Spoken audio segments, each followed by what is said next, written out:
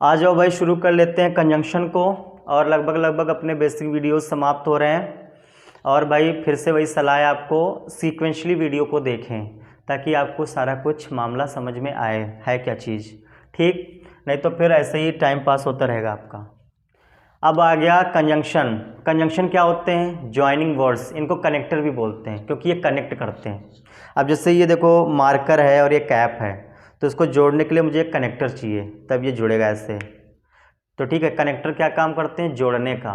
तो चाहे आप कहो कि कंजंक्शन पढ़ रहे हैं, चाहे कहो तो कनेक्टर पढ़ रहे हैं, कनेक्टर, और चाहे कहो तो ज्वाइनिंग वर्ड्स पढ़ रहे हैं, क्योंकि कंजंक्शन का दूसरा नाम ही होता है ज्वाइनिंग वर्ड्स। ये चीज़ों को जोड़ते हैं। ठीक है, ये दो चीज़ों को या दो से ज़्यादा चीज़ों को जोड़ते हैं कंजंक्शन। ठीक, दूसरी बात, जैसे एडजेक्टिव का दूसरा नाम क्या होता था? Describing words. वो शब्दों को डिस्क्राइब करते थे, किसको? नाउन और प्रोनाउन को। एडजेक्टिव का दूसरा नाम क्या है? डिस्क्राइबिंग वर्ड्स, क्योंकि वो डिस्क्राइब करते हैं नाउन और प्रोनाउन को, उनकी विशेषता बताते हैं।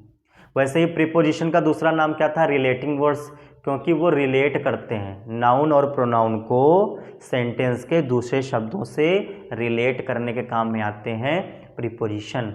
वैसे ही कंजंक्शन का दूसरा नाम होता है ज्वाइनिंग वर्ड्स, क्योंकि ये ज्वाइन करते हैं दो शब्दों को, दो फ्रेज को या दो क्लॉज को।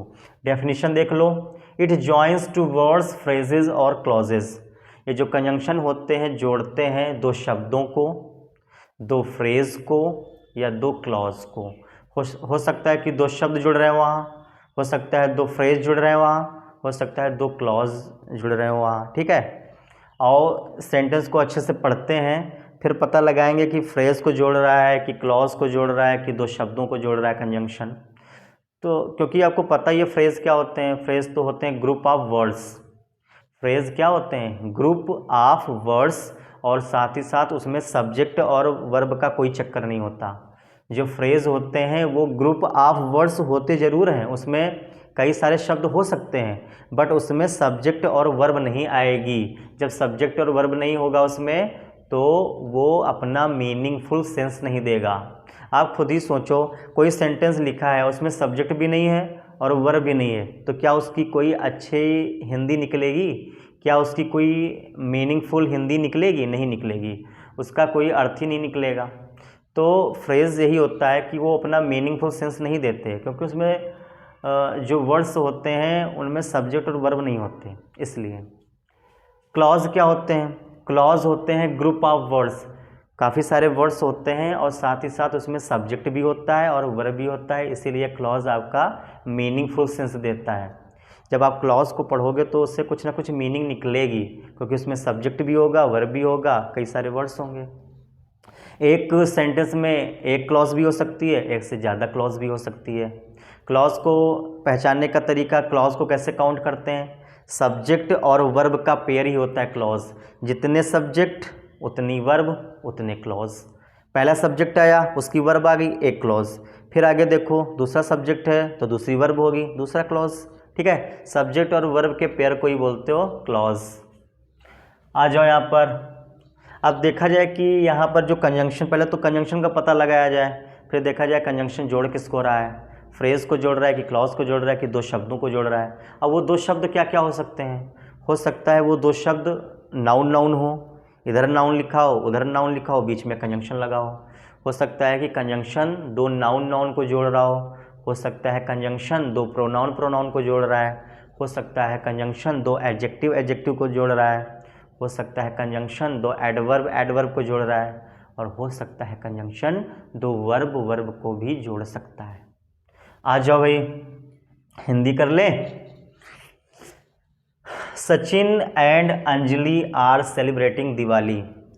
अब आप मुझे ये बता दो देख करके कि जो दिवाली सेलिब्रेट हो रही है उसको केवल सचिन सेलिब्रेट कर रहे हैं कि केवल अंजलि सेलिब्रेट कर रही हैं, कि दोनों ही कर रहे हैं?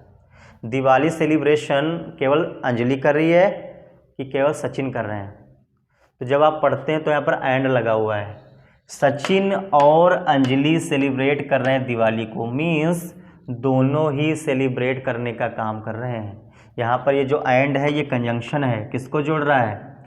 इस नाउन को और इस नाउन को। मैंने कहा ना कि एक कंजंक्शन दो शब्दों को भी जोड़ सकता है, एक ये शब्द नाउन है, एक ये शब्द नाउन है, ठीक है। तो कंजंक्शन दो शब्दों को यहाँ पर जोड़ रहा है, दोनों ही नाउन नाउन है। यहाँ पर देखो, you and I were die hard fan of Prabhas. तुम और मैं, डाई हार्ड फैन का मतलब होता है जबरा फैन होना, मतलब दिल और जान से चाहने वाला फैन, एक ऐसा फैन जो अपने सेलिब्रिटी को दिल और जान से चाहे। तो तुम और मैं क्या थे, तुम और मैं क्या थे, डाई हार्ड फैन, जबरा फैन थे, किसके, प्रभास के। किसके फैन थे, प्रभास के। ये प्रभास जानते हो ना, ये वही है बाहुबली वाला। इसको देखकर मुझे अब लगने लगा है कि आप लोग पूछते थे ना कि बाहुबली में कटप्पा ने बाहुबली को क्यों मारा था, तो अब पता चल गया होगा क्यों मारा था, क्योंकि ये मूवी ऐसे बनाने लगे, ठीक है।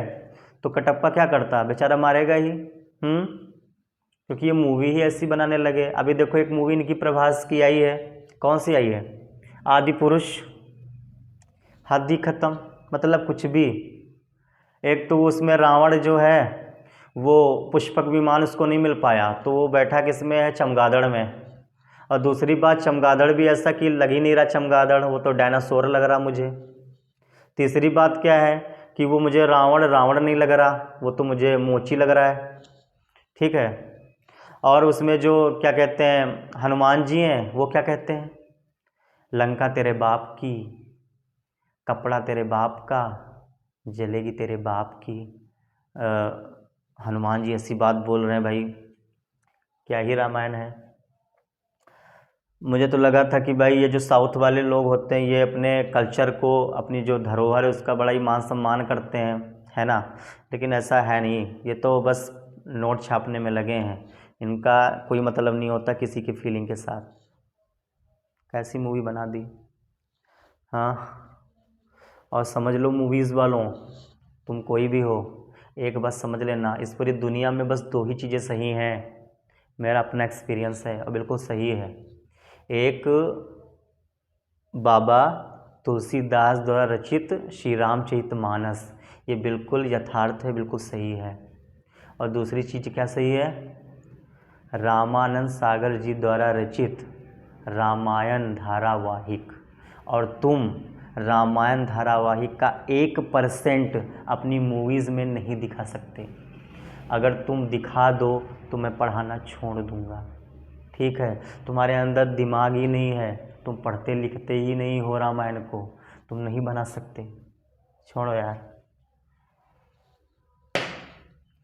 तो तुम और मैं क्या थे, जबरा फैन थे, डाई हार्ड फैन थे, किसके, प्रभास के। हाँ थे, डाई हार्ड फैन थे, एक पॉइंट ऑफ टाइम तक हम लोग इसके बड़े फ़ैन थे। जैसे ही 16 जून 2023 आती है और इनकी मूवी रिलीज होती है आदि पुरुष, हम लोग इनके विरोधी बन जाते हैं, क्योंकि इन्होंने फीलिंग के साथ खेला है।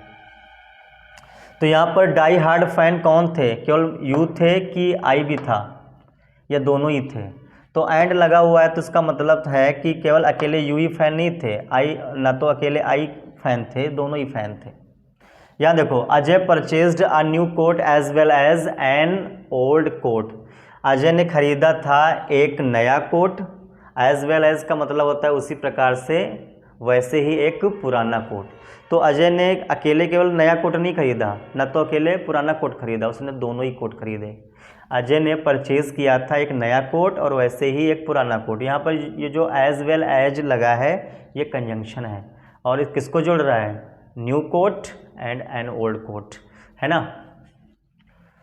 और यहाँ पर एंड जो है ये भी दो शब्दों को जोड़ रहा है, यू प्रोनाउन और आई प्रोनाउन, ये भी दो शब्द हैं। बट यहाँ पर जो एज वेल एज कंजंक्शन है, ये जो कंजंक्शन है ये दो शब्दों को नहीं जोड़ रहा है, ये जोड़ रहा है फ्रेज को। ये देखो, a new coat, group of words है ना, अ न्यू कोट, इसमें कई सारे वर्ड्स हैं।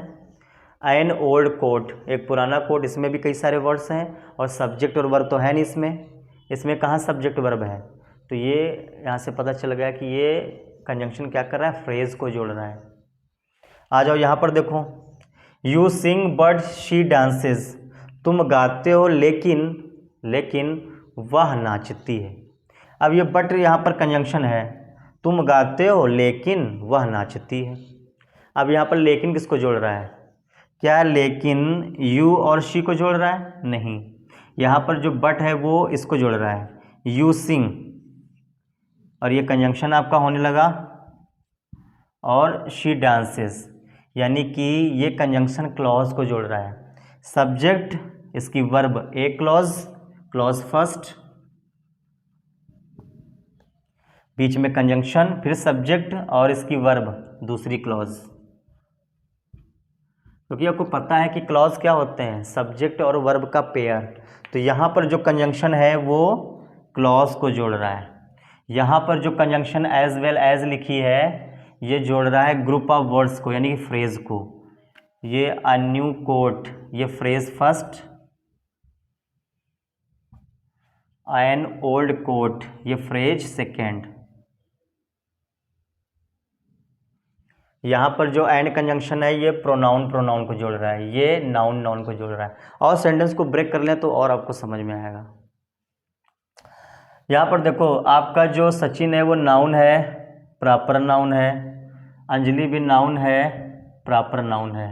ये आपका सब्जेक्ट फर्स्ट है, और ये अंजलि क्या है, ये भी आपकी सब्जेक्ट है सेकेंड, ठीक है।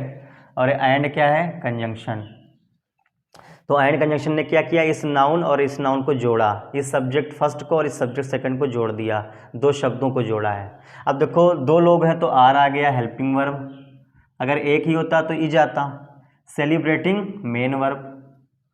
Sachin and Anjali are celebrating what, क्या सेलिब्रेट कर रहे हैं, व्हाट। दिवाली नाउन है और पर्टिकुलर एक फेस्टिवल का नेम है तो प्रॉपर नाउन है, ठीक है। और ये ऑब्जेक्ट बन रहा है दिवाली, बस। अब देखो, यू भी एक प्रोनाउन है, आई भी एक प्रोनाउन है, ये एंड कंजंक्शन है, ये भी सब्जेक्ट फर्स्ट है और आई भी सब्जेक्ट है सेकेंड। तो यहाँ पर आई का ये एंड कंजंक्शन क्या कर रहा है, दो शब्दों को जोड़ रहा है, दोनों ही प्रोनाउन प्रोनाउन है, ठीक है, दो प्रोनाउन को जोड़ रहा है। अब दो लोग हैं तो वर आ गया।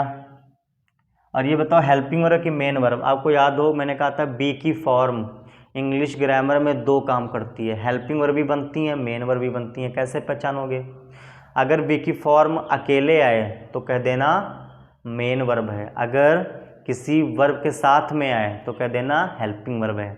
अब इस वर्ब के साथ में कुछ और वर्ब तो आ नहीं रही है, इस वर्ब के साथ में कोई दूसरी वर्ब तो आ नहीं रही है कि इसको आप हेल्पिंग वर्ब बना दो, उसको मेन वर्ब। ये अकेले आई है तो इसको क्या कहोगे आप, मेन वर्ब।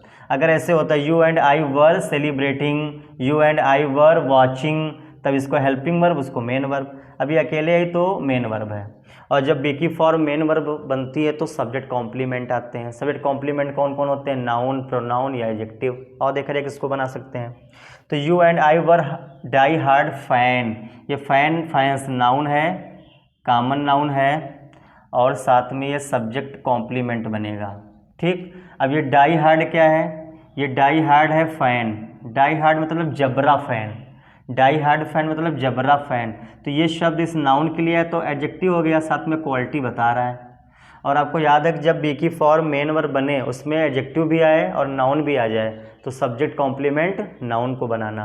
अब यहाँ पर कोई ऑब्जेक्ट नहीं है इस वर्ब का, ठीक है, क्योंकि जब बी की फॉर्म मेन वर्ब बनती है तो वहाँ पर ऑब्जेक्ट नहीं होते हैं, वहाँ पर सब्जेक्ट कॉम्प्लीमेंट होता है, क्योंकि वहाँ पर कोई एक्शन ही नहीं होता है। You and I were die hard fan, हम और तुम और मैं बहुत ही जबरा फ़ैन थे, तो इसमें कोई काम हो ही नहीं रहा है, इसमें तो एक बात बताई जा रही है, ठीक है। तो बात बताई जा रही तो ऑब्जेक्ट होगा ही नहीं, सब्जेक्ट कॉम्प्लीमेंट होगा क्योंकि बी की फॉर्म मेन वर्ब बनी है। ये डाई हार्ड मतलब ये फैन के लिए है, नाउन के लिए है तो एडजेक्टिव हो गया, साथ में क्वालिटी बता रहा है फैन का, ठीक। ऑफ क्या है, ऑफ है प्रीपोजिशन।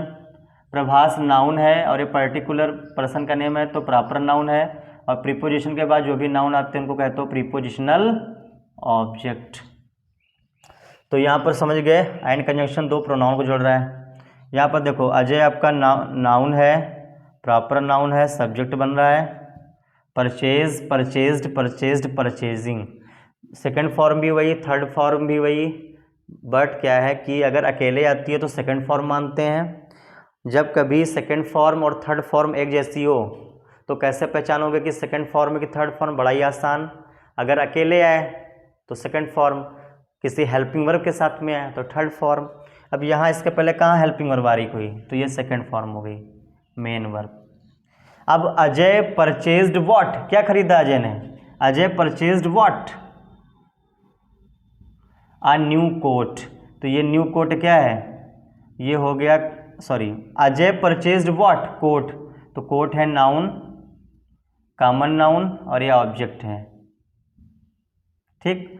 और कोट भी कैसा, न्यू कोट, ये एडजेक्टिव है इस कोट के लिए, क्वालिटी बता रहा है, और ये आर्टिकल है। अब मुझे बता दो यहाँ पर जो एज वेल एज कंजंक्शन लगा है, ये सेम रैंक की चीज़ों को जोड़ता है। इधर अ न्यू कोट है तो उधर भी तो एक एन ओल्ड कोट है, एक पुराना कोट।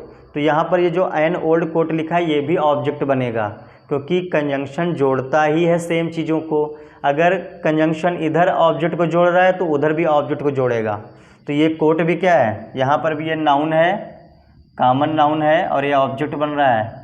ओल्ड क्या है, क्वालिटी वाला एडजेक्टिव, ठीक है। तो यहाँ पर भी दो ऑब्जेक्ट हैं, एक कोट ये वाला फर्स्ट ऑब्जेक्ट, और ये कोट ऑब्जेक्ट सेकंड है, ठीक है। तो आपको बस इतना समझना है कि यहाँ पर जो एज वेल एज कंजंक्शन है ये सेम रैंक की चीज़ों को जोड़ता है। इधर अगर ऑब्जेक्ट लिखा है तो उधर भी ऑब्जेक्ट लिखेगा। और वैसे भी देखो, अजय ने खरीदा, क्या केवल कोट ही खरीदा नया, पुराना कोट नहीं खरीदा क्या, पुराना भी तो खरीदा। तो अजय परचेज बॉट कोट, फिर इधर भी अजय परचेज बॉट, इधर भी कोट। ओल्ड कोट ये भी क्वालिटी वाला एडजेक्टिव है, ये न्यू कोट ये भी क्वालिटी वाला एडजेक्टिव है, बीच में कंजंक्शन लगा है। तो कंजंक्शन सेम रैंक की चीज़ों को जोड़ता है। इधर ऑब्जेक्ट है, इधर ऑब्जेक्ट को जोड़ रहा है तो उधर भी ऑब्जेक्ट को जोड़ेगा, ठीक। हाँ, अब देखो यहाँ पर देखो, यू आपका नाउन है, सॉरी, यू आपका प्रोनाउन है और सब्जेक्ट बन रहा है। सिंग आपकी मेन वर्ब है फर्स्ट। वैसे ही यहाँ पर भी सी क्या है, आपका प्रोनाउन है और सब्जेक्ट टू है ये, और डांसेस भी आपकी मेन वर्ब है, वो भी टू। तो subject first, main verb first, subject two, main verb two, पहली क्लॉज, सब्जेक्ट वर्ब पहली क्लॉज, सब्जेक्ट और वर्ब दूसरी क्लॉज, और इन क्लॉज को जोड़ रहा है क्या, बट कंजंक्शन। तो बट कंजंक्शन यहाँ पर क्या कर रहा है, दो क्लॉज को जोड़ रहा है, सब्जेक्ट और वर्ब एक क्लॉज, सब्जेक्ट और वर्ब दूसरी क्लॉज। पहला सब्जेक्ट पहला वर्ब एक क्लॉज, क्लॉज फर्स्ट, दूसरा सब्जेक्ट दूसरी वर्ब दूसरी क्लॉज, ठीक है। तो समझ गए, यहाँ पर एंड कंजंक्शन दो प्रोनाउन को जोड़ रहा है, दो शब्दों को जोड़ रहा है कह लो। यहाँ पर एंड कंजंक्शन, सॉरी, यहाँ पर एंड कंजंक्शन दो नाउन को जोड़ रहा है तो कह लो कि दो शब्दों को जोड़ रहा है। यहाँ पर एंड कंजंक्शन दो प्रोनाउन को जोड़ रहा है, कह दो दो शब्दों को जोड़ रहा है। यहाँ पर जो एज वेल एज कंजंक्शन है वो इस ग्रुप को जोड़ रहा है, आ न्यू कोट और एक एन ओल्ड कोट। तो ग्रुप ऑफ वर्ड्स को कहते हैं फ्रेज। तो कह सकते हैं आप यहाँ पर जो एज वेल एज कंजंक्शन है वो फ्रेज फर्स्ट और फ्रेज सेकंड को जोड़ रहा है, दो फ्रेज को जोड़ रहा है। और यहाँ पर जो कंजंक्शन लगा हुआ है वो दो क्लॉज को जोड़ रहा है, क्योंकि इसमें सब्जेक्ट वर्ब आ गया तो क्लॉज बन गया, सब्जेक्ट वर्ब आ गया तो क्लॉज बन गया। यहाँ पर ग्रुप ऑफ वर्ड्स से सब्जेक्ट वर्ब है ही नहीं तो इसको फ्रेज कह देंगे, ठीक है। थैंक यू सो मच, मिलते हैं नेक्स्ट वीडियो में।